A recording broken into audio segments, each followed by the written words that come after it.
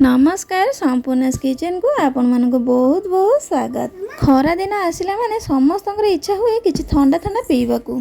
आज मुझे summer special गोटे ड्रिंक्स बनैबी जोटा कि समस्ते बहुत सहजरे आ कम टाइम रे घरे बनैकी पी पारिबे। आपण माने ओडिशा फेमस दही लस्सी तो निश्चय पीथिबे। थरे एमिति लस्सी को ओरियो देकी बनातु देखिबे। ए ओरियो लस्सी यम्मी आ टेस्टी लागिबा सहित पी सारिले देखिबे पूरा आत्मा शांति परि लागिबो। आ थरे पीले बारंबार बनैकी पीबा को चाहिबे। आ जो मानकर चॉकलेट फ्लेवर बहुत पसंद से मानकर तो यही ओरियो लस्सी पूरा फेवरेट हो जिवो। तो देरी न करी चलंतु बनैबा समर स्पेशल ओरियो लस्सी। लस्सी बनैबा पई मु एठी ग्राइंडर जार रे गोटे पैकेट ओरियो बिस्किट की दे दीची हाथ रे एमती खंड खंड करिकी। तो 2 चम्मच चीनी मु दउची। आपण मिठा जति खाइबे से हिसाब रे पकेबे कहीं बिस्किट भी मीठा थाए। आउ दहीटा जदि खट्टा थी ताहले टिके अधिक चीनी पकेबे। तो मुझे आइस क्यूब्स 4 पीस पके देची। आउ दही मु गोटे कप दउची। मुझे गोटे ग्लास लस्सी बनवाई एतिकी क्वांटिटी सब जिनस नहीं। आपन जदि अधिक बनइबे ताहले अधिक क्वांटिटी नहीं पारे। तो मुझे सब जाक ग्राइंडिंग कर नहीं पूरा। एबे आको गोटे साइड रे रखिबा। आ गोटे ग्लास रे मु किछि ड्राई फ्रूट्स नहीं काटिकी छोट छोट करिकी काजू पिस्ता आ आलमंड आपण पाखर जहाँ थी आपड़ नहीं पारे। तो मुझे किसी टूटी फुटी नहीं रेड आ ग्रीन कलर आपण पाखर चेरी थिले चेरी भी नहीं पारे। आ आइस क्यूब 4 पीस नहीं से अल्प टिके मुझे दूची बर्नविटा। आपन बर्नविटा दे पारे कि चको चिप्स कि ओरियो बिस्किट को गुंड करके भी दे पारे। न देले भी सेमिति भी बनै पारे।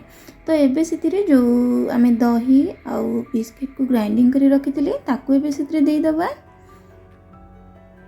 एठी देखंतो मु जेतिकी बिस्किट आ दही नेथिली मोर गोटे ग्लास पे पूरा परफेक्ट हेची। अधिक हेनी कि कम भी हेनी।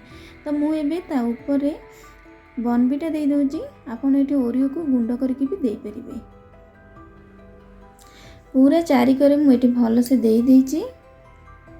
एबे से जो ड्राई फ्रूट्स हम काटिक रखिथिले ताको भी दे दोची। काजू पिस्ता आउ आलमंड दे देकी किछि टूटी फुटी ऊपर दोची। एठी आपन पाखर जदि चेरी थिबो ताहले आपन दे पेरी। मो पाखर नथिला तो टूटी फुटी थिला म ताको दे देची।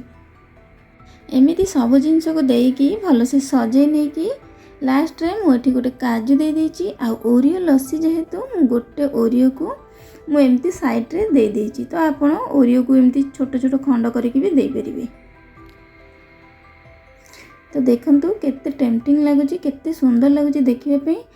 आपण एमिति थरे ओरियो लस्सी निहाती बनांतु बहुत एमी आ टेस्टी लागिबो। आ ये खरा दिन रे आत्मा को पूरा शांति करि देबो गोटे ग्लास पी देले।